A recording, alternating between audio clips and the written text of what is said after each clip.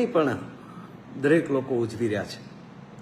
જય માતાજી મિત્રો, નાના એવા વિડીયોમાં તમારું સ્વાગત છે। મિત્રો, વિડીયો પૂરો જોજો। માયાભાઈ આહિરે શું કહ્યું તે સાંભળો। નવા હોય તો ચેનલ સબસ્ક્રાઇબ કરજો। જય માતાજી।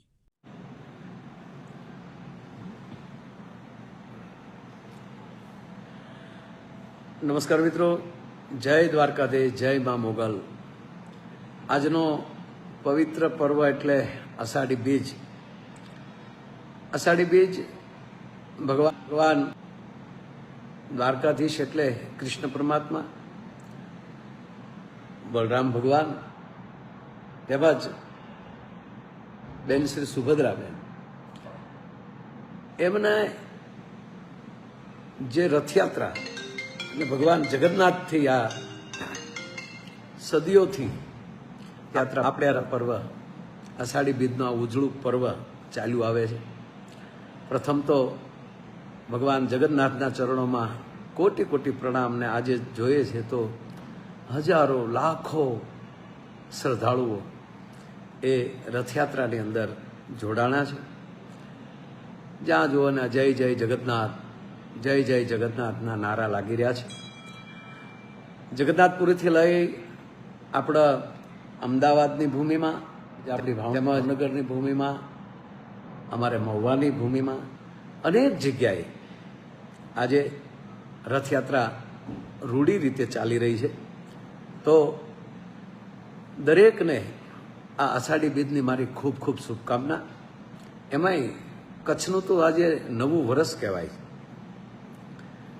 પણ એક ભાઈ મને એ પણ પ્રશ્ન કર્યો કે અષાઢી બીજનું એટલું બધું મહત્વ કેમ?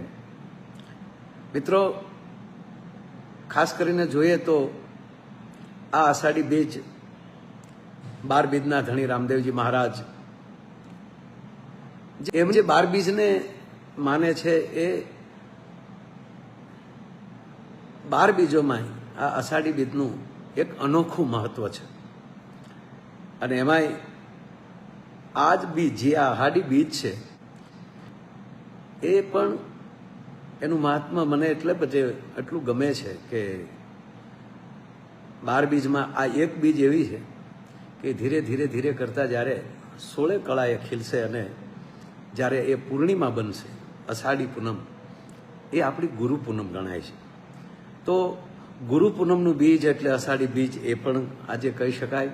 ભગવાન દ્વારકાધીશ, ભગવાન બલરામજી, ભગવતી બેન સુભદ્રાજી એ પણ જ્યારે મોસાળમાંથી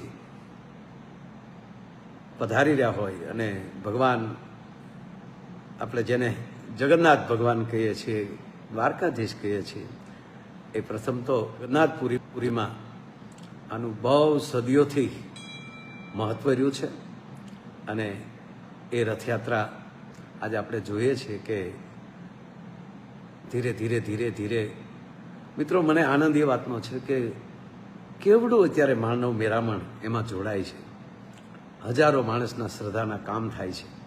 અને કઈક સંતો, મહાપુરુષો, આપણી પવિત્ર જેટલી જેટલી જગ્યાઓ છે એ દરેક જગ્યાએ બીજનું, આ અષાઢી બીજનું પૂરેપૂરો ઉત્સવ ધામધૂમથી ઉજવે છે। આપણું સૌરાષ્ટ્રનું પરબ લઈ લ્યો, પરબમાં પણ લાખો માનવીઓ આજે પરબનો, પીરનો પ્રસાદ લેશે।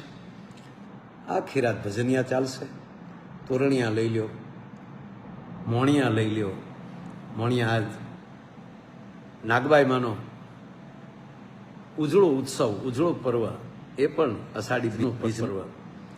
તો આવા પર્વમાં આવો, જેને જે જગ્યાએ નજીક પડતું હોય ત્યાં જઈને આવા ઉજળા પર્વમાં આપણે જોડાઈએ।